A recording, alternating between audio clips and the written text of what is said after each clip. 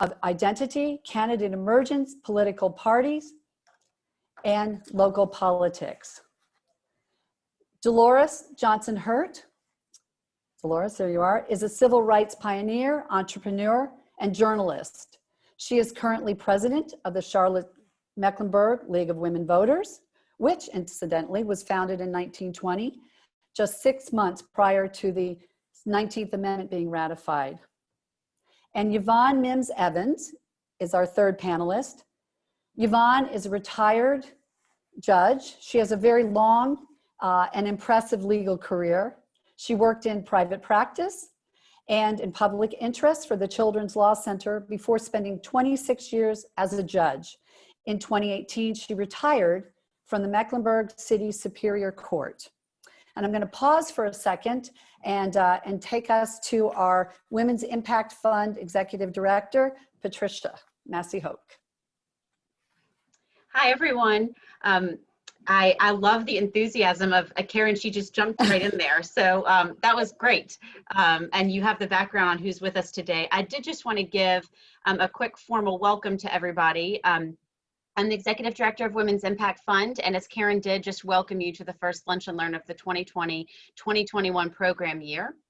Before we do get officially started, a few Zoom housekeeping items. Our participants today do not have video or audio capability for our event, but we welcome you to use the chat function to communicate with each other and with our panelists today.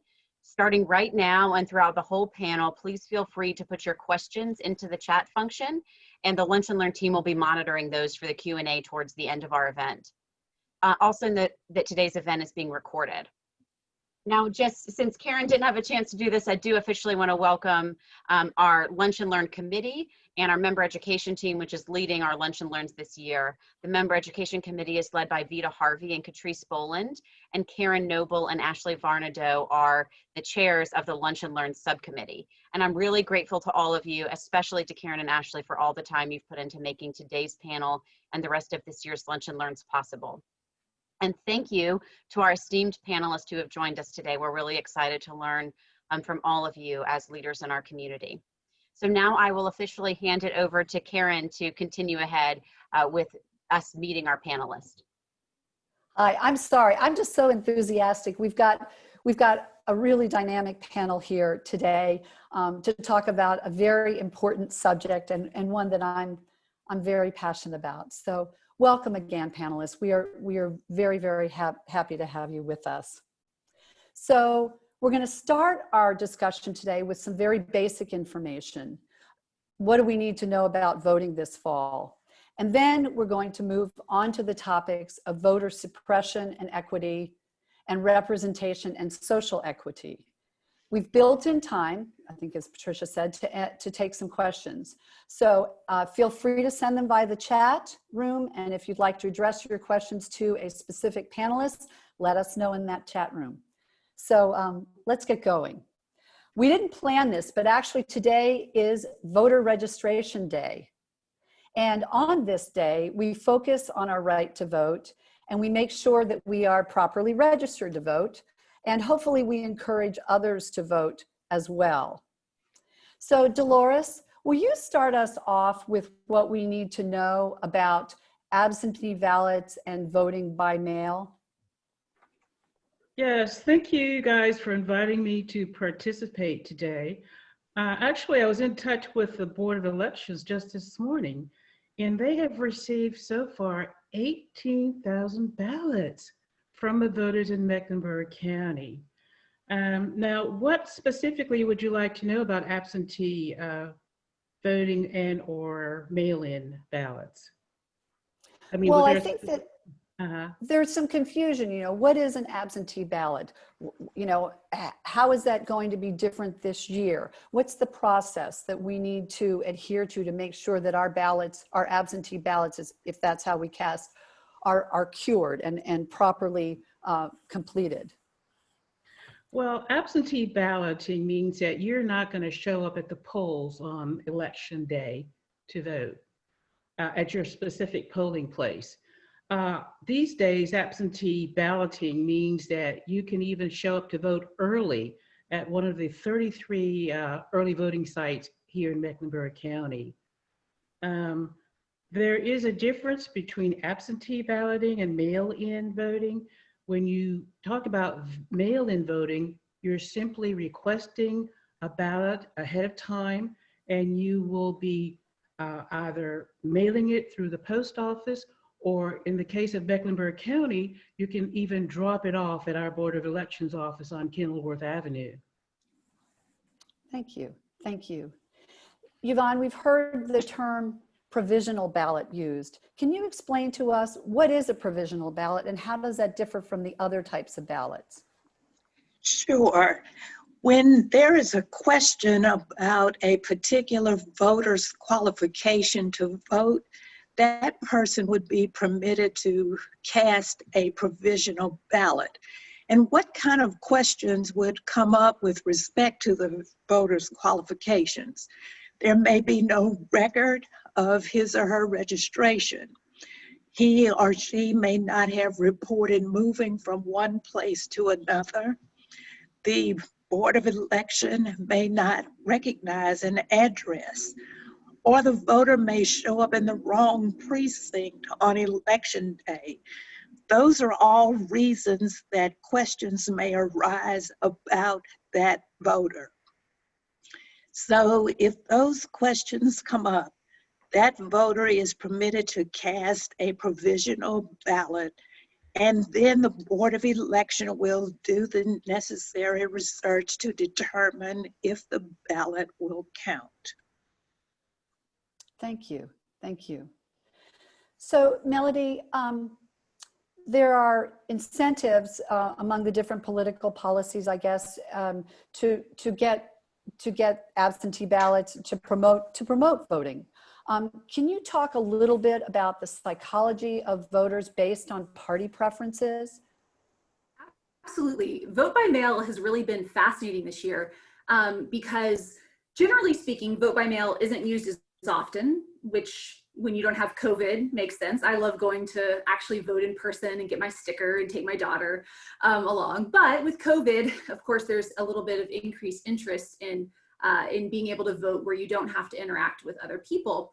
And so what that has ended up producing is what Delores brought up earlier, this massive increase in people voting by mail. But who is voting by mail? Normally, this is pretty evenly distributed across party, across other characteristics, but this year that's not the case.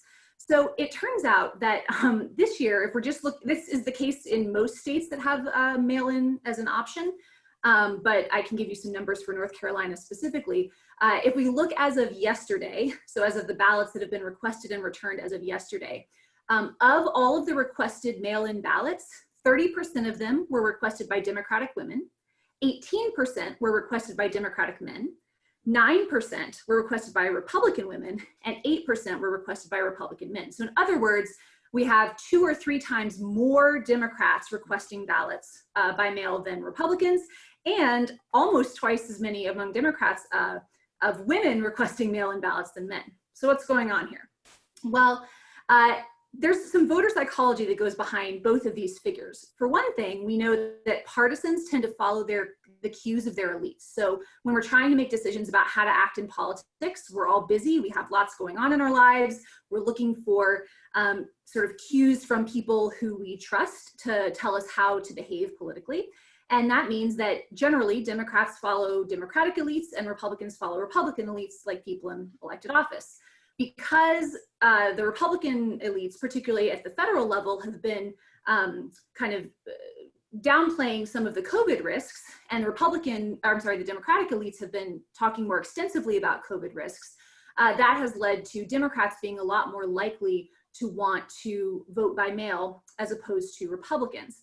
We also know that masculinity matters here. And so there's lots of weird statistics about how men are less likely to wear masks than women, for example. They're a little bit more likely to sort of want to project strength, which means, I guess, even strength against COVID. And so that might also be playing a role in women requesting more mail-in ballots than men. Also, women just vote more than men as a general rule.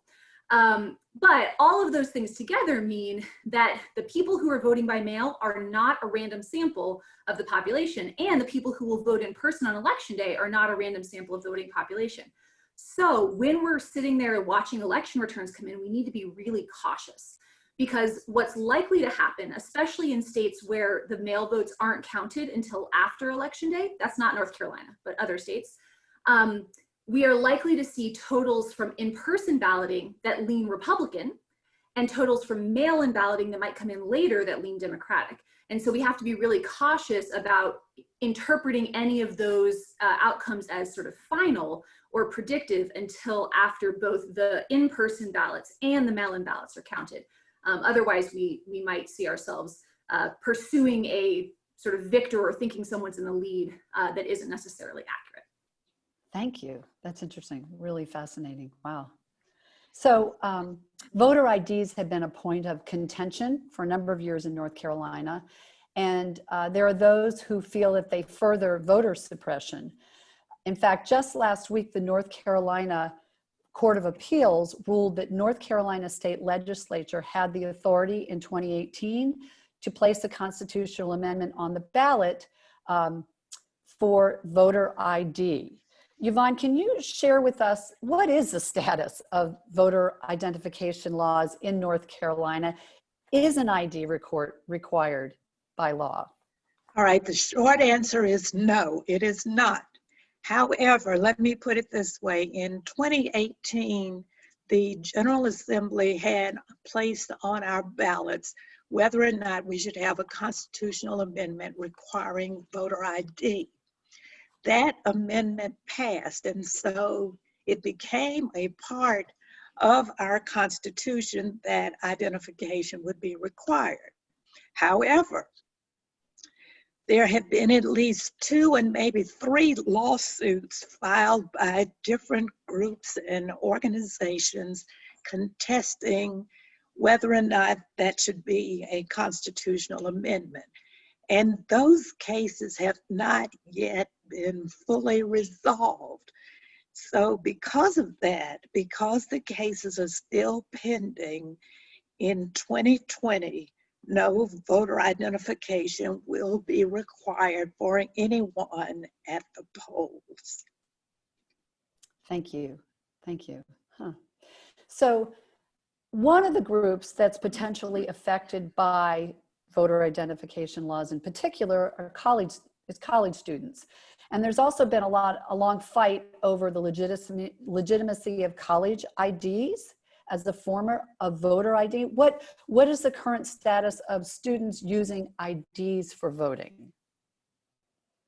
No students will have to show identification either.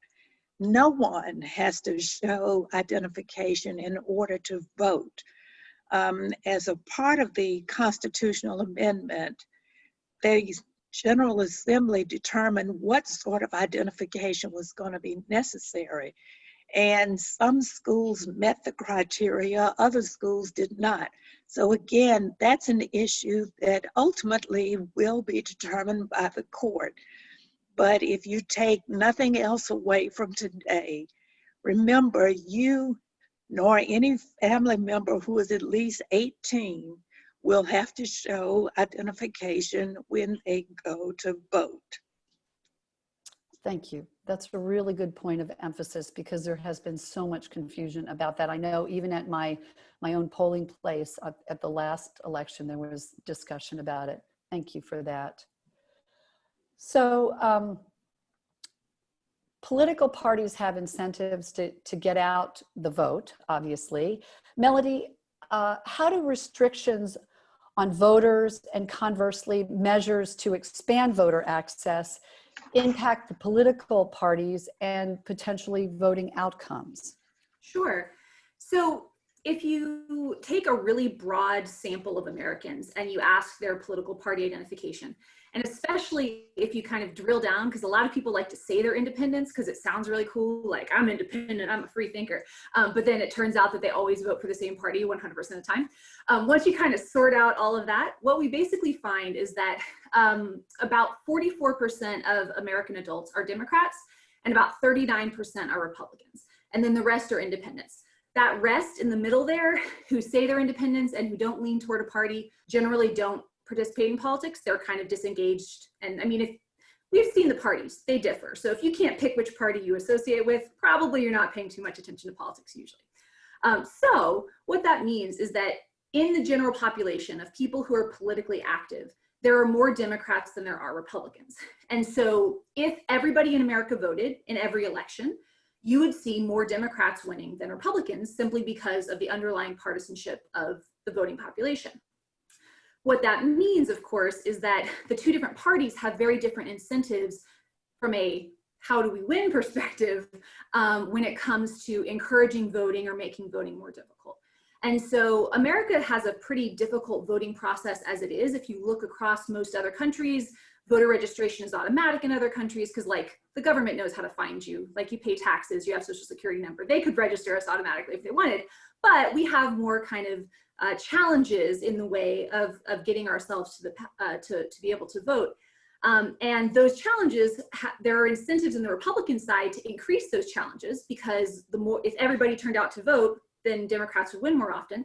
There's incentives on the Democratic side to reduce those challenges because the more people who vote, the more likely it is that Democrats will win. And so obviously from like a Democratic perspective, little d Democratic, like we like that people get to choose their government, one would hope that everybody sort of appreciates the importance of political participation. But from a we like our team to win perspective, Republicans and Democrats have very different incentives, with Republicans being typically behind a lot of the efforts to reduce early voting, make mail-in voting harder and things like that, because simply the way that the population is distributed kind of would benefit them more to do that in terms of their ability to have more voters than the other side.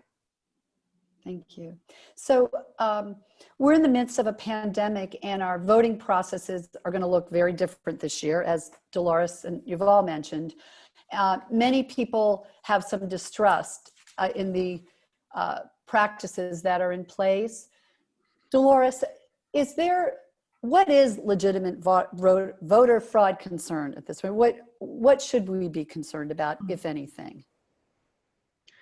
Well, research has shown that there's very little in the way of voter fraud. If such fraud is taking place, at least these days, it's usually through an error. Of course, we know about the fraud that took place in Bladen County back in, I think it was 2018.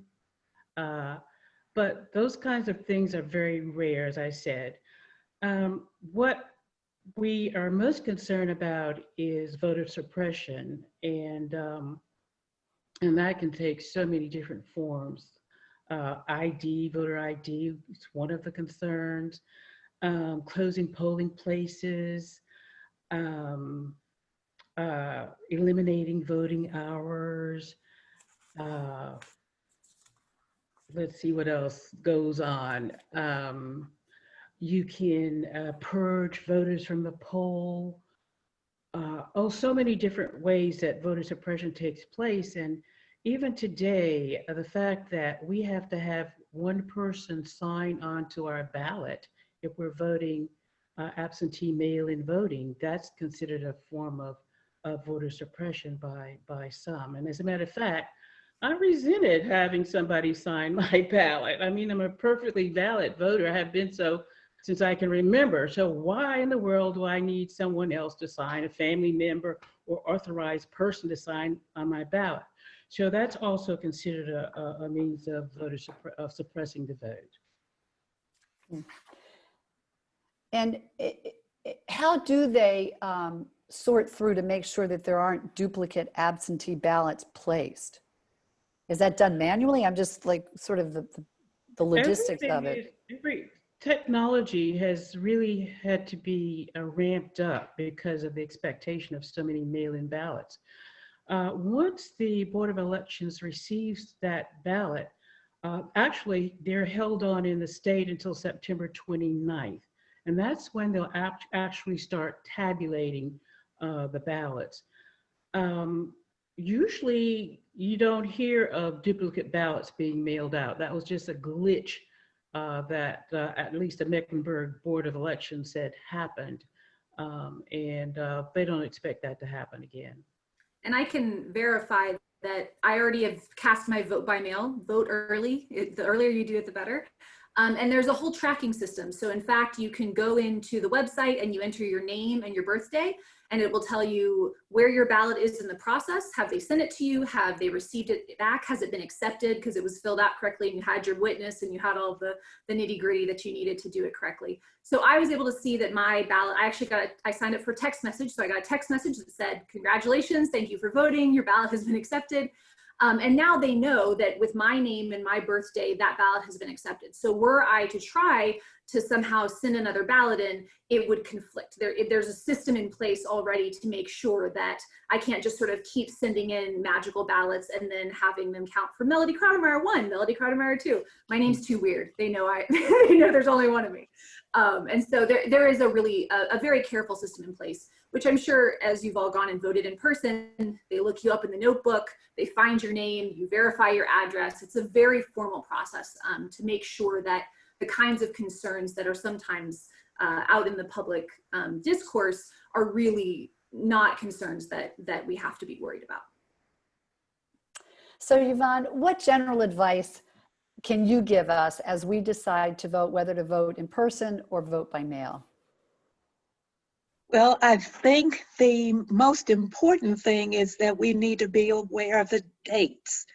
The absentee ballots have to be returned and postmarked not later than November 3rd, which is election day. They must be postmarked by November 3rd and received by November the 6th at the Board of Election. That's if you decide to mail in an absentee ballot.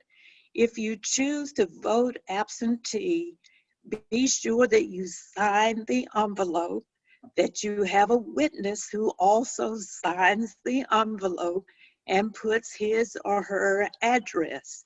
If you don't sign, if your witness doesn't sign, or if the address is missing, the Board of Election will check that. And if you've sent it in early enough, they have an opportunity to contact you to make corrections. If you wait, it'll be too late and your vote may not count. If you choose to vote in person, you have two options.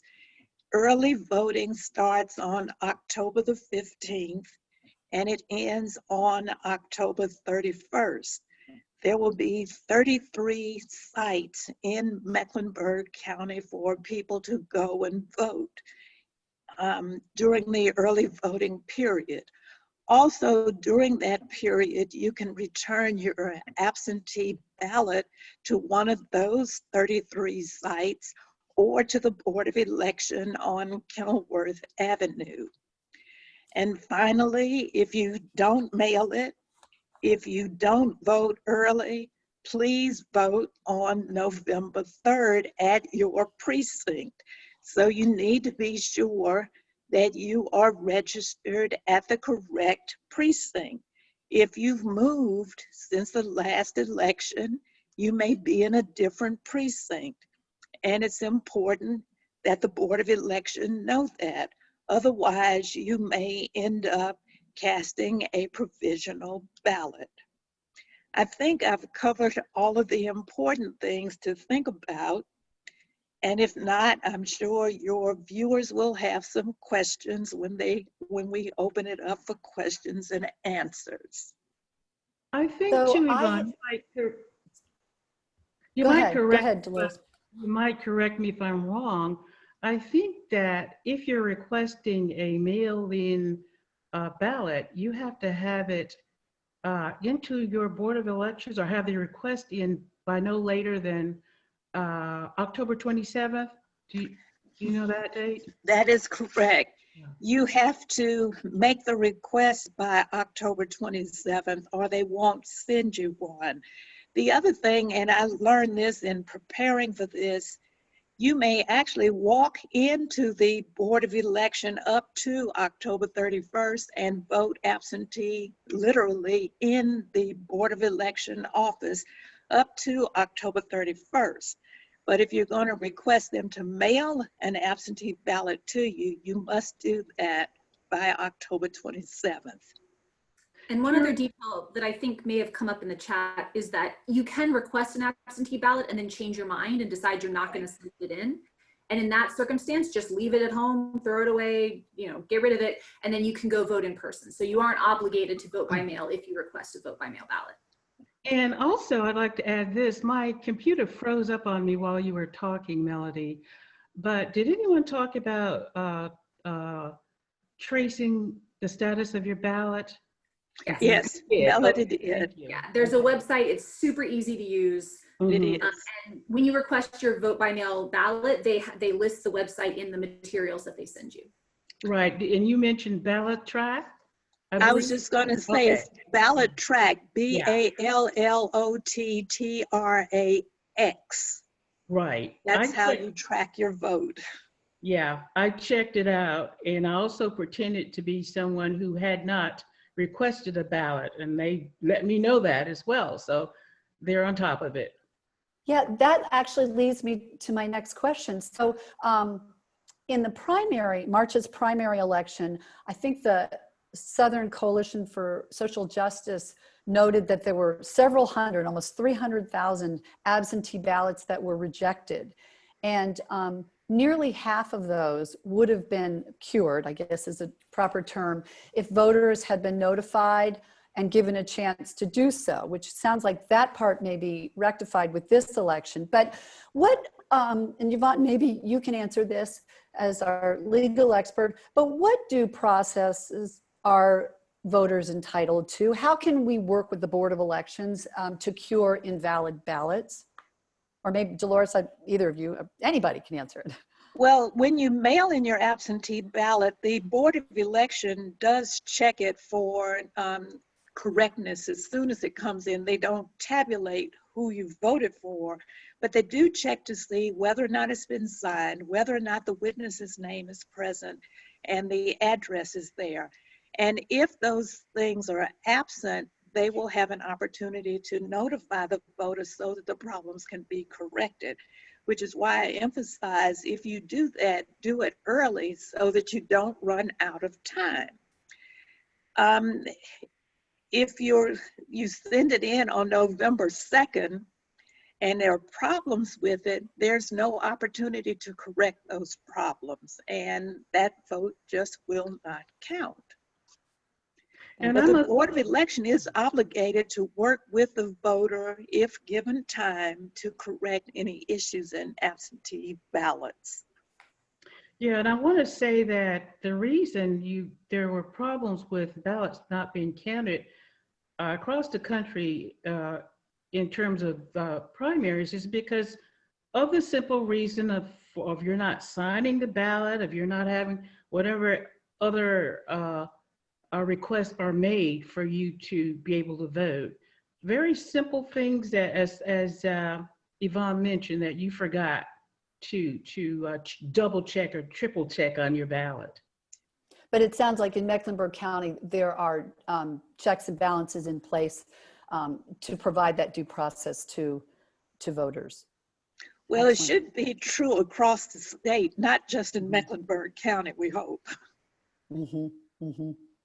So Melody, your research focuses on why American elected officials often don't share the same characteristics of the people whom they represent.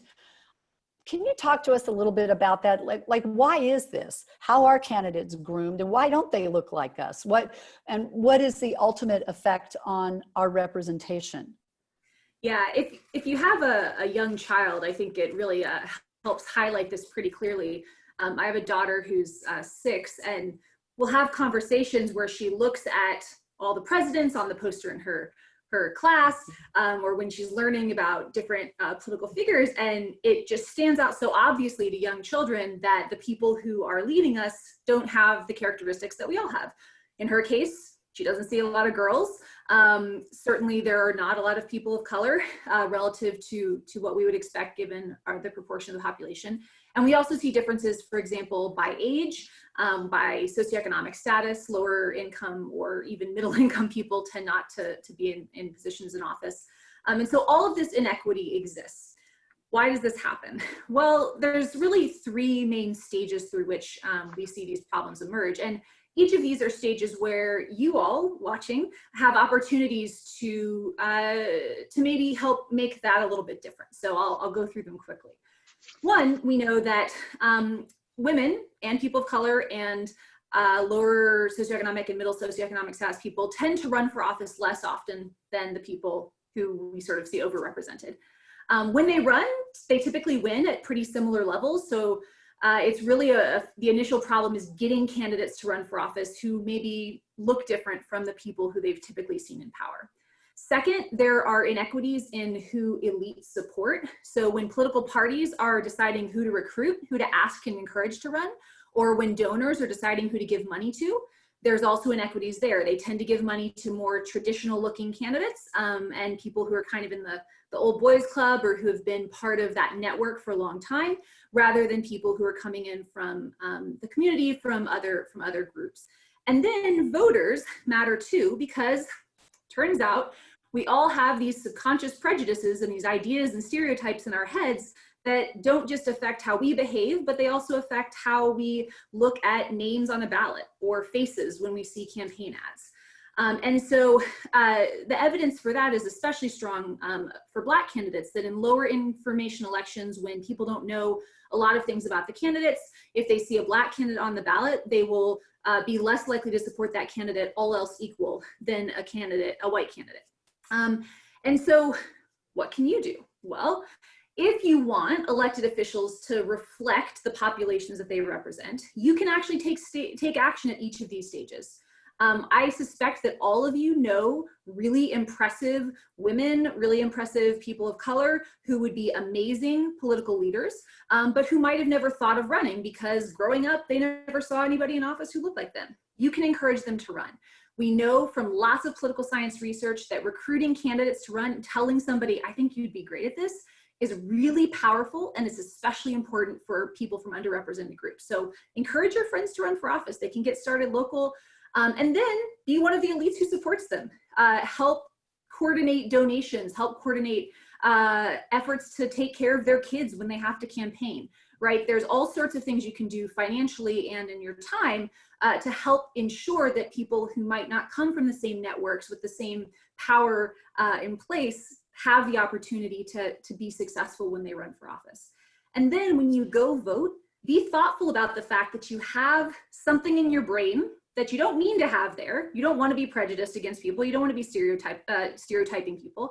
But all of us have all these messages that we've absorbed from the media, from stuff we watched when we were kids, that tell us that some people are more like leaders and other people maybe should stay at home more. Some people are smarter. Other people aren't as hardworking, right? So be aware that you're bringing that stuff in when you're looking at your ballot, and try to intentionally get rid of those processes. Because it turns out that if you actually intentionally think about this stuff, you can stop yourself from using those prejudices. You can sort of overrule those subconscious things. So certainly when you're going to vote, when you're thinking about who you want to cast your ballot for, that's something that we can all do every time we vote. So in 2018, women in particular were much more engaged in the political process than they've been in many years. They contributed more greatly. There were more female candidates. I think you mentioned more women were elected. But those gains tended to be party specific, I think. This addressed to all of you or any of you, what trends are you seeing for this November 2020 election? What do you anticipate? So certainly it is true that we're seeing similar increases in women's candidacies and activism in 2020 as in 2018. Again, as you said, Karen, this is disproportionately on the Democratic side. And part of that is because those lessons that I kind of just ran through really quickly have been absorbed a little bit more on the Democratic side. So the Democrats in their party have groups like Emily's List, which is a really powerful crowdfunder. It's really a lot like Women's Impact Fund, actually. It's a bunch of women who get together and bundle their money and pool their money and then distribute it to pro-choice women Democratic candidates. And that's been incredibly powerful. It's been incredibly influential, and it's totally reshaped who runs for office in the Democratic Party, because now the Democrats know that women have this, this source of support behind them. And so in order for that to, so that's sort of enabled women to really be much more likely to run on the Democratic side in 2018 and 2020, now that women are also like revved up to do it. But on the Republican side, that infrastructure still isn't there. So there's some Republican women who are trying to build that infrastructure. It's been a little bit, it's been a lot slower going on the Republican side, partly because of some of the stereotypes and the kind of cultural distinctions between the parties and attitudes about women's role and things like that. But certainly that's a playbook that we know works. And so women are more active now than they were in the past. Republicans have gotten a little bit better in terms of the representation of women running in 2020 than in 2018. But I think both sides could use to still build up that sort of support infrastructure and maybe recognize that there are reasons why supporting women candidates is beneficial, not because they're women, but because, like, as I suspect you all know, women are also fairly smart and capable, and we might have ideas that are helpful to run government. And so both parties can benefit from making sure that all of these voices are being heard and at the table. Thank you. The biggest trend I've noticed, of course, is the amount of people voting by mail because of the pandemic. That is the absolute #1 trend in making this election more different than any of the others.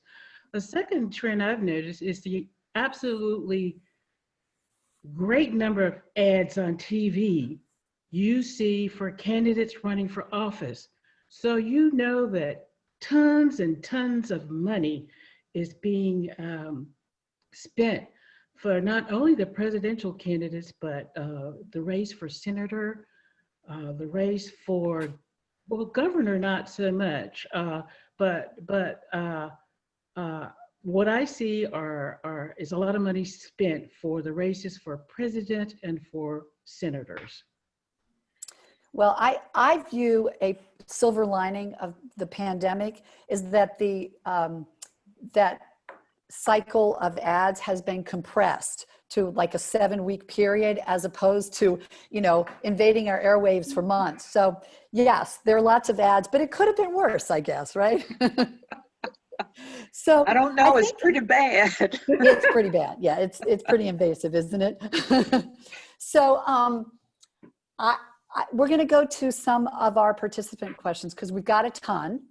And by the miracles of technology, I'm having questions fed to me on another device. So you'll excuse me if I'm like looking back and forth here, but I'm trying to manage this. So Yvonne, the first question is for you. How does North Carolina treat those with felony convictions, and what steps need to be taken to register them? Okay. For a person who is a convicted felon, when they are released from an active prison sentence, they're on what we call post-release supervision. And that may be for up to 9 months. Once they have completed post-release supervision, they have done everything they're supposed to do. They're eligible to vote. For a felon who is on probation, once the probation is completed, that person is eligible to vote. And they will need to go to their board of election and register once again, because they will have been removed from the rolls while they were serving their sentence. So they need to re-register.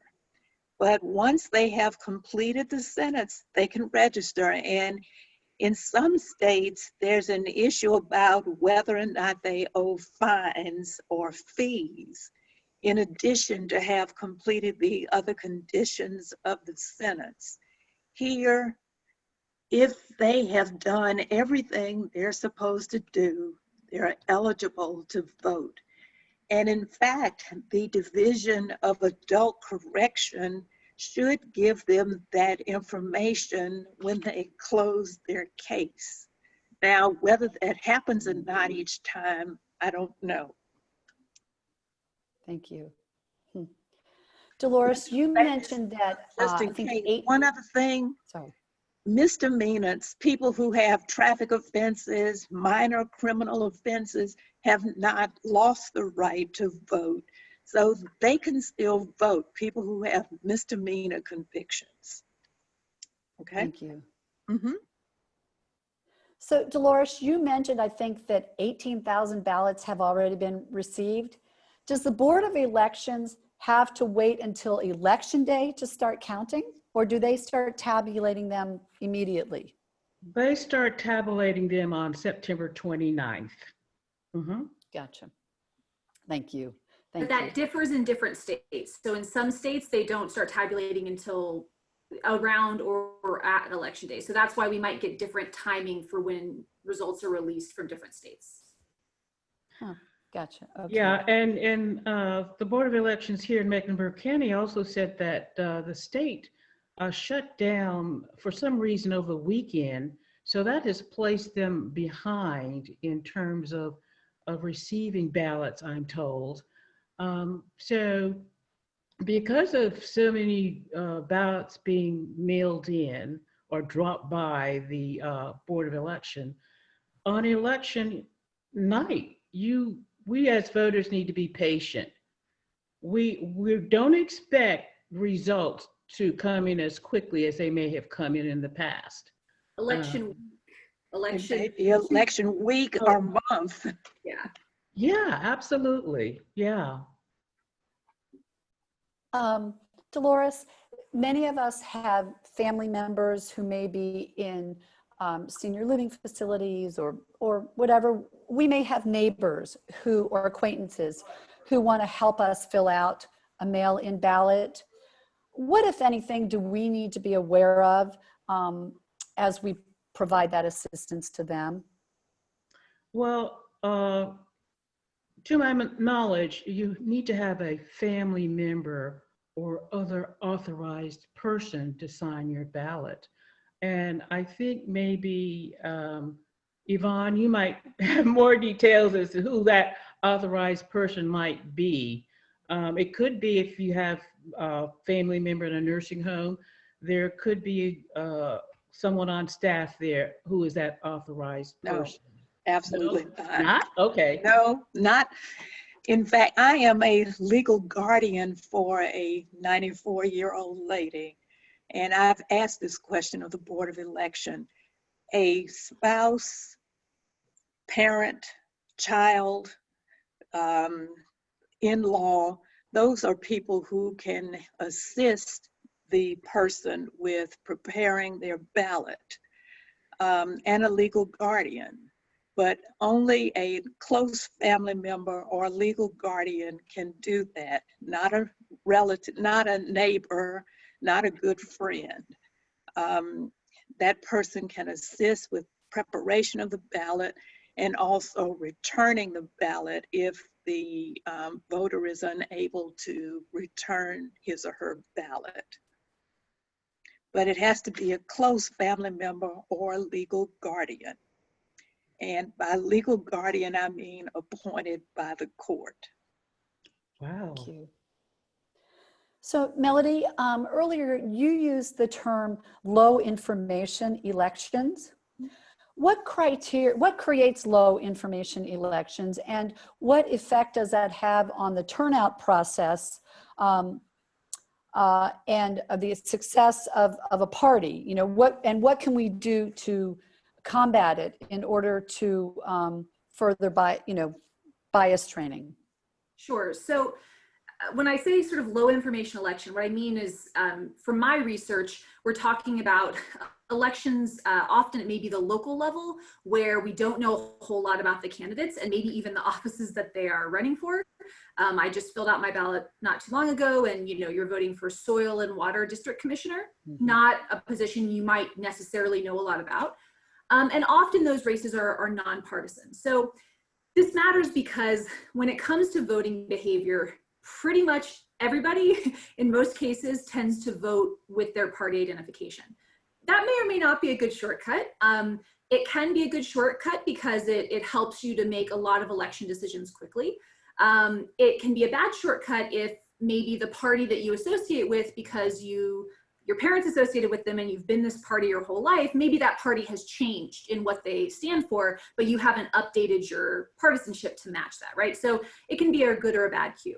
In any case, what this means from a sort of bias perspective is that we see gender biases and racial biases in voting show up most in these lower level elections, when you don't have individual information about the candidates, you don't know what party they're from, and so you're just kind of making a vote, often in those cases, based on maybe the name on the ballot. And that's where you're going to see things like gender bias and racial bias most easily be used.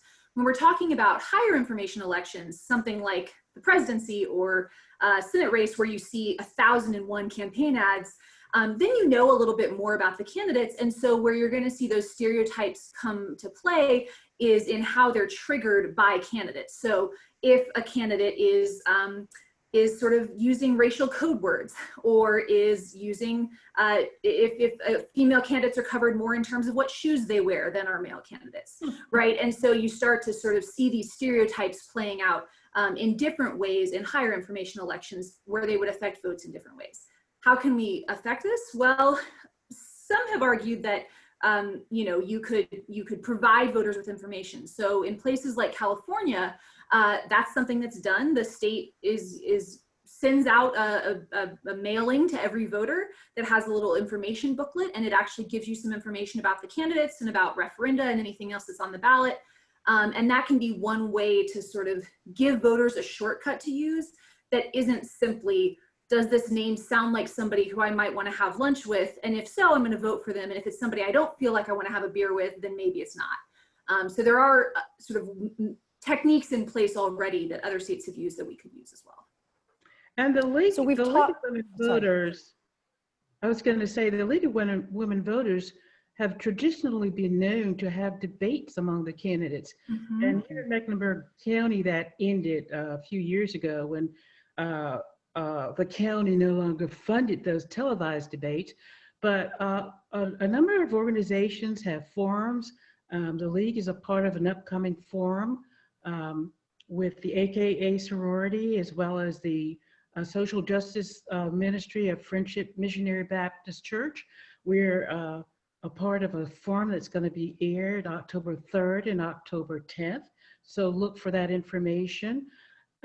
Also, I must plug a site that the League has called vote411.org.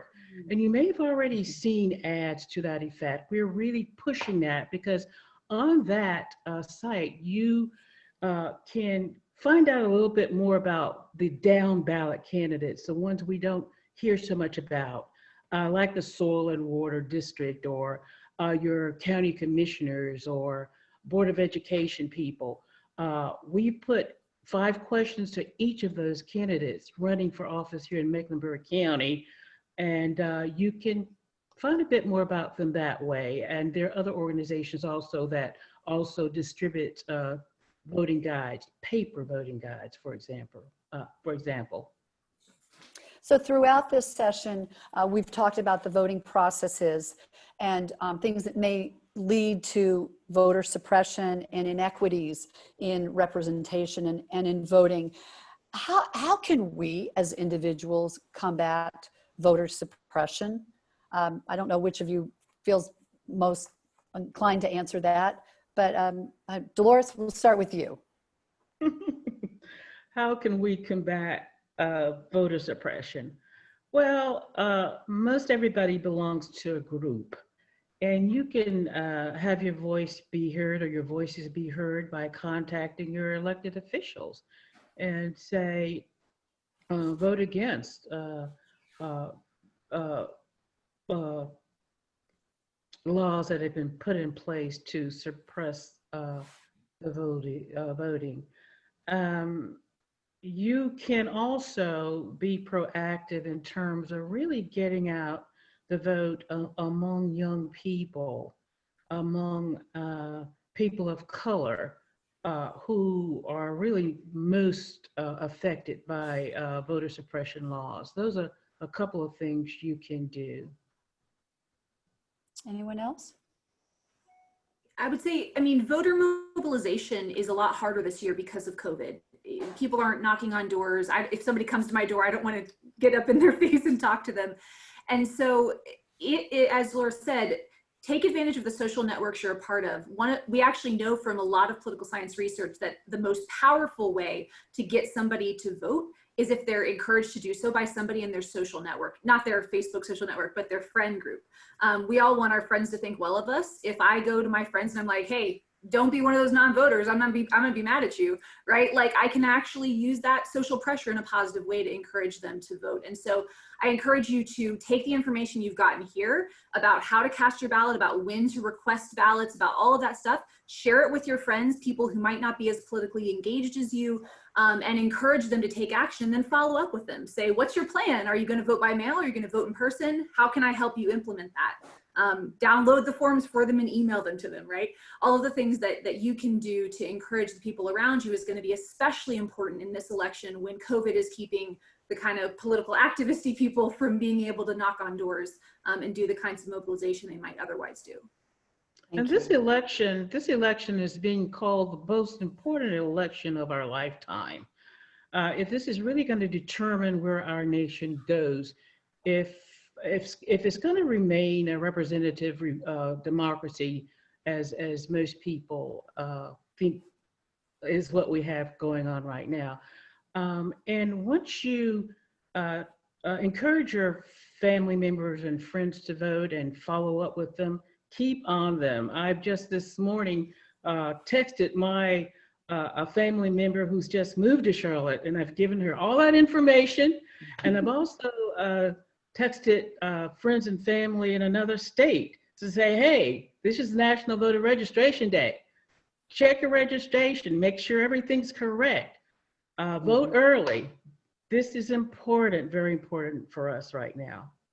So I hear those personal contacts are really the most effective way to combat voter suppression. Okay, so we're going to end with a couple of rapid fire questions. So I'll pose a question and then we'll just go from panelist to panelist and answer it quickly. Okay, so first question is, where do you get your candidate information? And I know, Delores, you mentioned the voter 411 thing, but Yvonne, where do you get your information? Well, I read the newspaper and I watch the debates on television, and those are my primary sources. I also listen to National Public Radio a lot. Mm-hmm. Thank you. And Melody? Yes, I'll second those. There are organizations like League of Women Voters, certainly credible outlets, and I would say local newspapers are essential, local media, local NPR stations are essential because they're the only people left that are focusing on these lower level candidates who we otherwise would know nothing about. So it's not free to do good journalism. It's not free to track down candidates and make them fill out these questionnaires. So if you can subscribe to your local paper, if you can support your local NPR station, I really encourage you to do so, because local papers they're all going out of business, and we don't want that to happen for democratic reasons, if nothing else. Delores? Yeah, and in informed voting, can you hear me? I don't. Yes. Yeah, informed voting is so very important. So if you have the time, you can go look up a candidate. Most of them have websites, and you can get an idea from that too, as to where they stand on the issues. Thank you. Okay, so the last question is, leave us with a call to action. How can we positively impact our communities in terms of supporting our voting processes and in promoting voting rights in general? So start with you, Delores. Join the League of Women Voters of Charlotte-Mecklenburg. We're not for women only. Men can join. Anybody over 16 who share our value system can join the League of Women Voters. We are nonpartisan. We focus on the issues. We do not support candidates or political parties.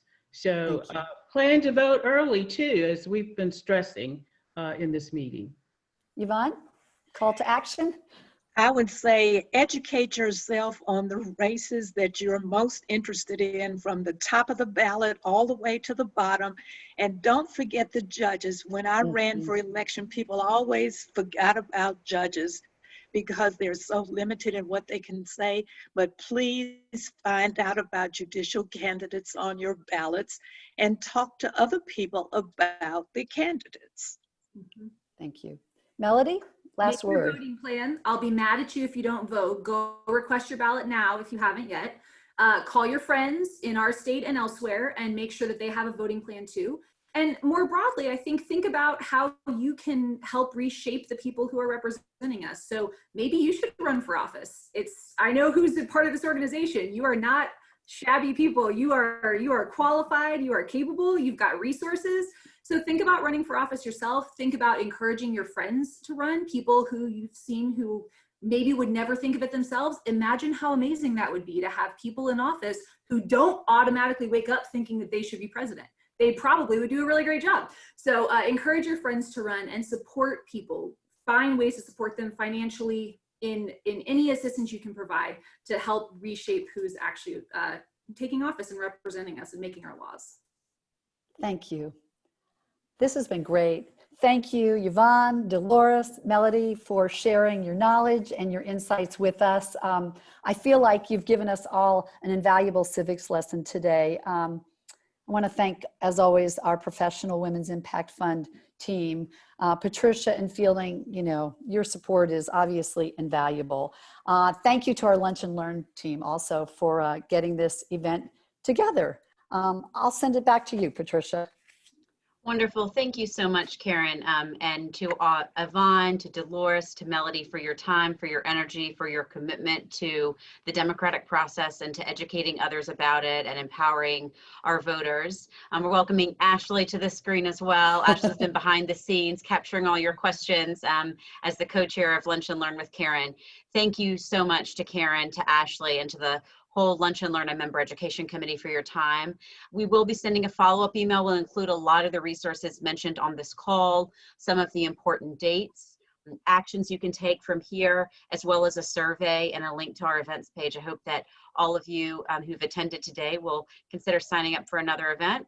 And with that, my final thank you will be to all of our attendees, to our members out there. Thank you so much for attending today. I hope that you have had something to take away and that you feel empowered on this National Voter Registration Day to get out the vote of your own and of others. So thank you, everyone. With that, I will end our meeting. I hope you guys have a great rest of your day. Thank you. Thank you, everybody. Bye-bye. Bye. Thank you.